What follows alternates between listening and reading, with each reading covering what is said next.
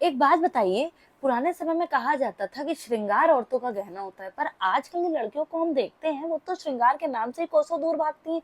अभी बगल में ही देखिए मिश्रा जी के यहाँ शादी हुई और आज हमने उनकी बहू को देखा, उसको देख के लग ही नहीं रहा था कि 4 दिन पहले उसकी शादी हुई है। ना चूड़ी पहने हैं, ना बिंदी लगाए हैं, ना सिंदूर लगाए है, ना पायल पहने थी। और अभी अगर हम उसको रोक के या टोक के कह दें कि बेटा आपकी तो अभी नई-नई शादी हुई है, आप तो ये सब श्रृंगार करिए, तो वो कहेगी कि इव आंटी आप तो बड़े पुराने ज़माने की हैं, आप तो बड़ी ऑर्थोडॉक्स हैं, मैं तो मॉडर्न हूँ, मैं ये सब क्यों करूँगी?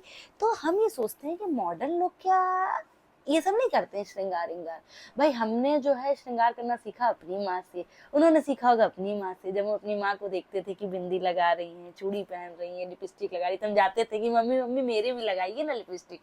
पर जो आजकल की कुछ लड़कियां हैं वो तो श्रृंगार करती ही नहीं है, वो तो सब मॉडर्न है। तो उनकी जो लड़कियां होंगी, उनकी जो बच्चियां होंगी, वो कैसे देखेंगी, कैसे सीखेंगी? उनको भी नहीं पता चलेगा कि श्रृंगार भी कुछ होता है, क्योंकि जो है कभी उन्होंने देखा ही नहीं होगा। फिर वो जब बड़ी हो जाएंगी बच्चियां, फिर वो एक दिन देखेंगी कि वेस्टर्न कल्चर में लोग जो है बिंदी लगा रहे हैं, चूड़ी पहन रहे हैं, सिंदूर लगा रहे हैं, तब वो कहेंगी कि मॉम ये तो बड़े मॉडर्न लोग हैं, ये लोग तो बड़े सुंदर लगते हैं, लोग कैसे रहते हैं, हम लोग ये क्यों नहीं करते हैं? तब जो है फिर से वापस शुरू होगा जो श्रृंगार हमारे भारत का गहना है, जो श्रृंगार हमारे भारत की औरतों का गहना है, वो छोड़ती जा रही है, गहना उतारती जा रही है।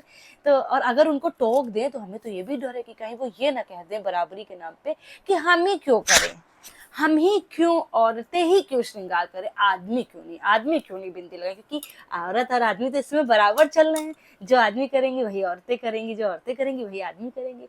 तो वो ये भी कह सकती हैं, क्योंकि भाई अगर उनको ये समझाया जाए कि श्रृंगार करने से उसका साइंटिफिक रीज़न भी होता है कि अगर आप बिछिया पहने तो आपका हार्ट अच्छा रहता है, तो वो इतना सुनना नहीं पसंद करती, इतना टाइम नहीं है। और अगर उनसे कहें कि जो पुराने भाई हमारी मम्मी ने समझाया कि चूड़ी पहनने से, सिंदूर लगाने से पति की उम्र लंबी होती है, वो समझाया जाए आजकल की कुछ लड़कियों को, तो वो कहेंगी कि इतना अंधविश्वास कि 4 चूड़ी पहनने से पति की उम्र लंबी हो जाती है।